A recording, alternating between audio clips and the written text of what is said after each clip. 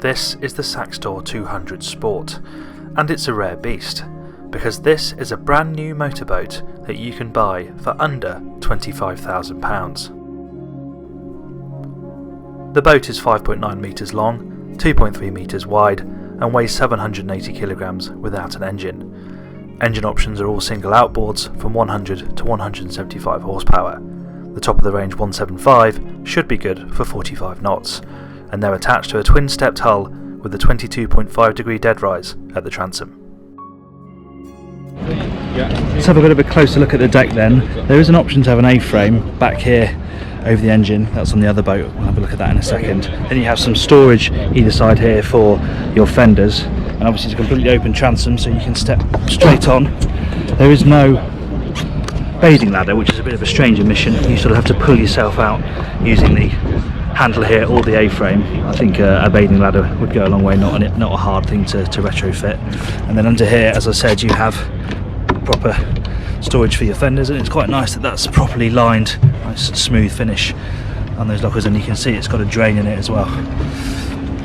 Synthetic deck makes perfect sense on this boat because you are going to get water washing in onto the deck and then it just swills out again. You don't have to worry about the teak getting wet, and it's nice and grippy as well. It sort of matches the aesthetic of the boat. It's actually extra to have this bit of synthetic up here. It gives you a bit of grip as you step on and off, and you can actually, as an option, have some glass up here. So you have a glass panel that connects these two areas here. Now on this version, this is your main seating area. You can have 4 seats, 2 side by side, but this is obviously more jet ski like, and this is what it comes with as standard. This is also where you have some storage. Personally, I'd like to see some proper metal catches there that lock in place, not these straps, but it opens on a hinge like that, and then you have some dry storage underneath to chuck bags, etc. But yeah, these are a little bit flimsy for my liking. Probably proper metal locking catches would be more appropriate. Then you get to the helm station. You have proper hard buttons here for lights and your horn, bilge pump. Then you have this little area down here, which is a really good place to put your phone, bits and bobs.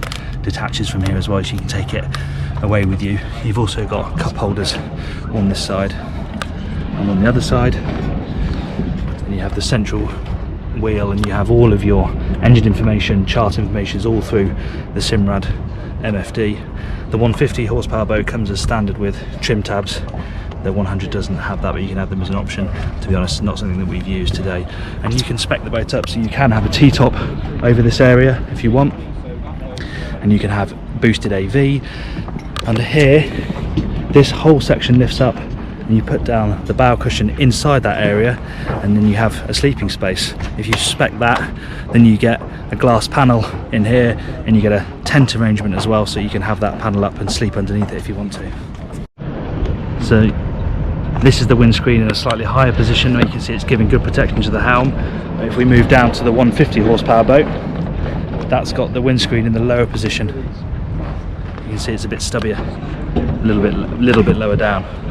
This boat also has got the A-frame, which is an option. That's £700. Again, you can add wakeboard racks to that, and that's another good way of pulling yourself out of the water, because as I said, you haven't got a boarding ladder. The idea behind this boat is to produce a quality, entry-level, good value for money sports boat. The man behind it, who's been involved with Paragon and Exo and Axopar, didn't think that they're at shipyards building really good entry-level boats. You know, this boat is £23,000 with a 100 horsepower engine. Okay, that's got a pretty light spec on it, but the idea is to get people out on the water and have some fun, maybe for the first time. It's designed in Finland, built in Poland, and it's going to be fascinating to see how it performs out on the water.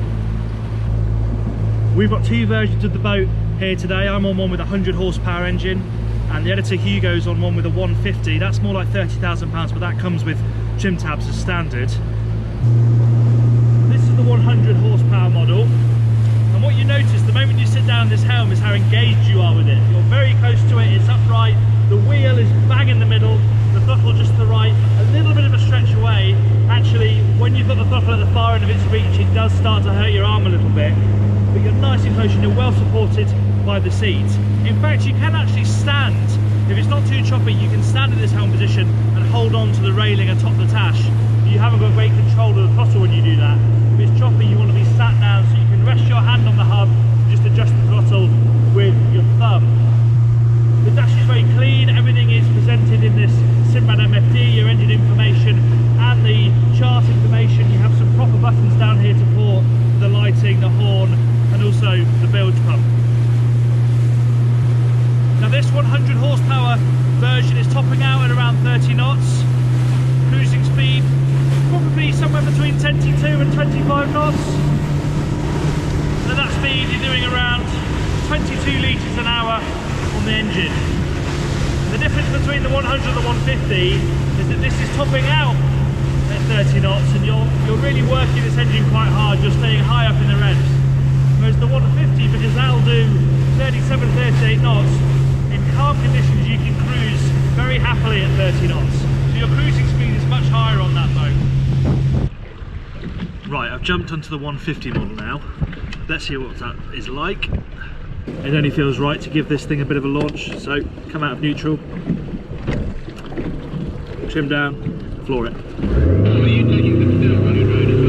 Whoa! And we're off, bit of trip!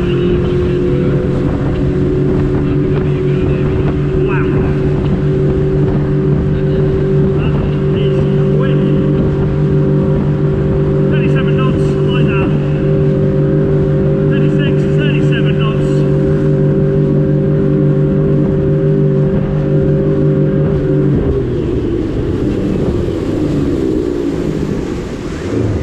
Yeah, that shifts. That shifts. God knows what it would feel like with a 175 horsepower engine. The UK dealer Ideal Boat thinks that the 115 will be quite popular, and I think it probably will. With the 130 knots feels a little bit lackluster. The 150 at the top end here, it's feeling a little bit edgy. I think the 115 would be a real sweet spot. But what's nice about this engine is you can cruise at 30 knots, so in calm weather you can make really good progress and quite easily too. And I've no doubt in real calm you can probably top this out at 40 knots without too much fuel on board. But the acceleration with this 150 is really punchy. Wow. Handling on the 150, you get a bit of cavitation if you really chuck it in. It really will heal this thing. It's got a very sharp hull. If you do a really hard turn, we'll just start to lose power. So you've got to be gentle, you've got to feed the power in. But if you do that, you will get a good, tight, secure turn. If you do it too much, yeah, you start to cavitate. So it's worth keeping the trim down and just feeding in the power quite gently. You do that, you will get some nice tight turns. Give it too much though, and you'll start to lose grip at the stern.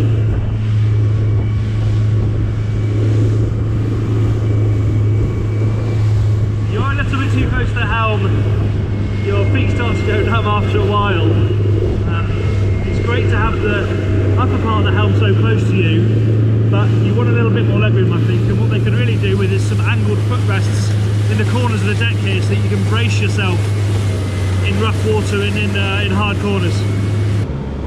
In summary, the Saxdor feels like a bit of a sports car for the water, from the way you sit in it, the way you drive it, to what you can do on it. You use it in a very similar way. You go out only in good weather, you might go to a local beauty spot, you might go to the pub for lunch, and then you go home again. And that is what this boat is about. Great day trips out on the water, whether that be for water sports or going to the beach or going to the pub or a local marina. But what is impressive is that for the money and the size, how proper it feels. It doesn't feel like a glorified jet ski. It feels far more sophisticated than that, and it is more usable and more practical. And the hull especially stands out with both engines. Okay, you're getting more out of it with the 150, but with the 100 it's still a really impressive ride for a boat that is less than 20 feet long. Very smooth, very assured, and commendably dry for something that is got such low freeboard and not a huge amount of protection. Yes, there are tweaks they can make here and there to improve things, and you can see where they're saving the money, but that's hard to argue with when it is the value for money that it is.